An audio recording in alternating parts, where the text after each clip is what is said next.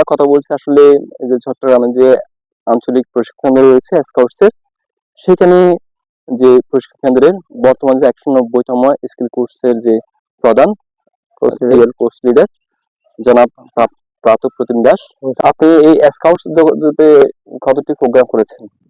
আমি scout training এ আসলে programme তো অনেকগুলো, আর ট্রেনিং এর বিষয়ে আমি প্রায় 30টার মতো বিভিন্ন ট্রেনিং এ সহায়তা করেছি এবং কোর্স লিডার ছিলাম প্রায় 12 থেকে 14টি।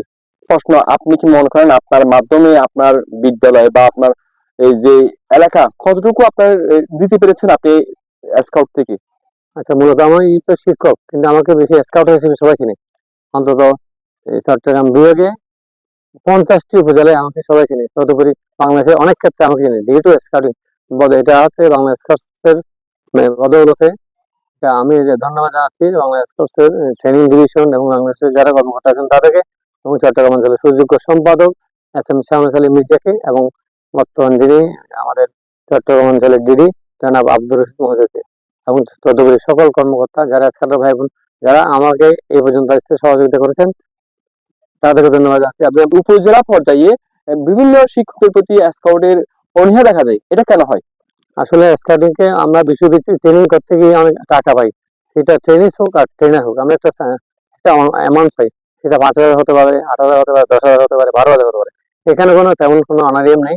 ট্রেনিং গ্রহণ করতে হলে কিছু ইনভেস্ট করতে হবে, কারণ you have to go for success, একটা কথা আছে। আপনি সফলতা পেতে গেলে আপনাকে কিছু পেমেন্ট পে করতে হবে। যে ভালোবেসে, যেখানে ভালোবাসা নেই সেখানে টাকার কোনো মূল্য নেই। টাকা দিয়ে সবকিছু হয় না। আমি অনেক টাকা ছাড়া অনেক কিছু পেয়েছি। আচ্ছা, একটা বিষয় হচ্ছে যে আপনার যে এই উপজেলা পর্যায়ে অনেকে অ্যাডভান্স কোর্স করেছে, ওখানে বসে থাকে বা উইথ খরচে বসে থাকে, এটা তারা উপরে উঠতে চায় না নাকি কোনো প্রশাসনিক অসহায়তা?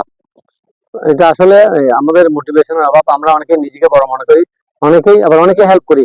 নাইলে পর্যন্ত এ পর্যন্ত এতগুলো উঠবে যে এতগুলো এলটি করে আমরা একজন একজনকে হেল্প করি।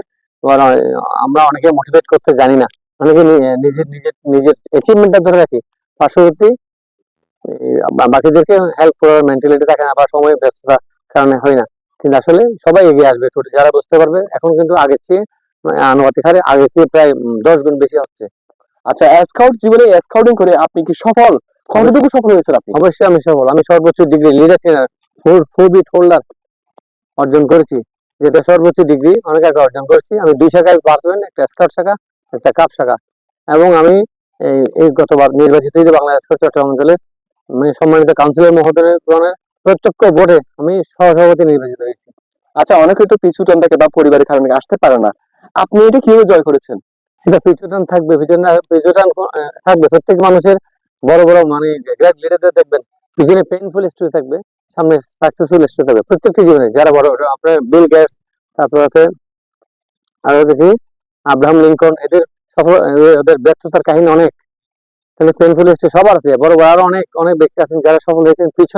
পিছুটান আছে, পেইনফুল স্টোরি আছে, এগুলো সব মিলিয়ে উনি সফল।